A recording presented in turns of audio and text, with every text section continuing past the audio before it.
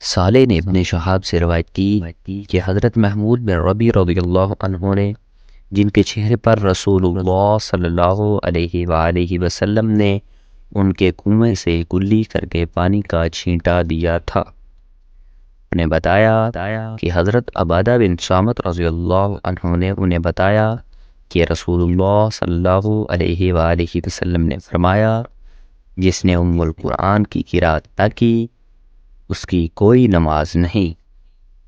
صحیح مسلم حدیث نمبر 876۔ زہری کے ایک اور شاگرد معمر نے اسی سند کے ساتھ اسی من روایت کی اور یہ اضافہ کیا، فاتحہ اور اس کے بعد قرآن کا کچھ حصہ۔ صحیح مسلم حدیث نمبر 877۔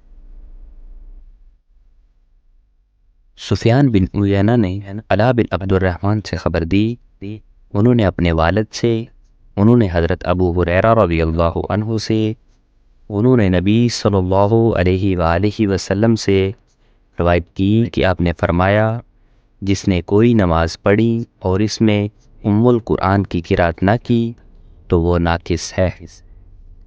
3 مرتبہ فرمایا، یعنی پوری ہی نہیں۔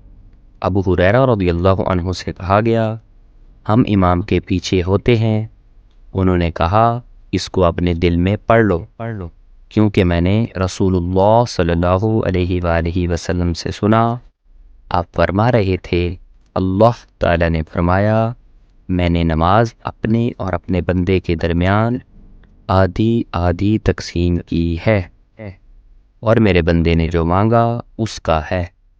جب بندہ الحمدللہ رب العالمین، سب تعریف اللہ ہی کے لیے ہے جو جہانوں کا رب ہے، کہتا ہے تو اللہ تعالیٰ فرماتا ہے، میرے بندے نے میری تعریف کی۔ اور جب وہ کہتا ہے الرحمن الرحیم، سب سے زیادہ رحم کرنے والا، ہمیشہ مہربانی کرنے والا، تو اللہ تعالیٰ فرماتا ہے، میرے بندے نے میری ثنا بیان کی۔ پھر جب وہ کہتا ہے مالک یوم الدین، جزا کے دن کا مالک، تو اللہ فرماتا ہے، میرے بندے نے میری بزرگی بیان کی۔ اور ایک دفعہ فرمایا، میرے بندے نے اپنے معاملات میرے سپرد کر دیے۔ پھر جب وہ کہتا ہے ایاک نعبد و ایاک نستعین، ہم تیری ہی بندگی کرتے ہیں اور تجھ ہی سے مدد چاہتے ہیں، تو اللہ فرماتا ہے، یہ حصہ میرے اور میرے بندے کے درمیان ہے، اور میرے بندے نے جو مانگا اس کا ہے۔ اور جب وہ کہتا ہے اہدنا الصراط المستقیم صراط الذین انعمت علیہم غیر المغضوب علیہم ولا الضالین، ہمیں راہ راست دکھا، ان لوگوں کی راہ جن پر تو نے انعام فرمایا، نہ غضب کیے گئے لوگوں کی راہ ہو اور نہ ہی گمراہوں کی۔ تو اللہ فرماتا ہے، میرے بندے کے لیے ہے اور میرے بندے کا ہے جو اس نے مانگا۔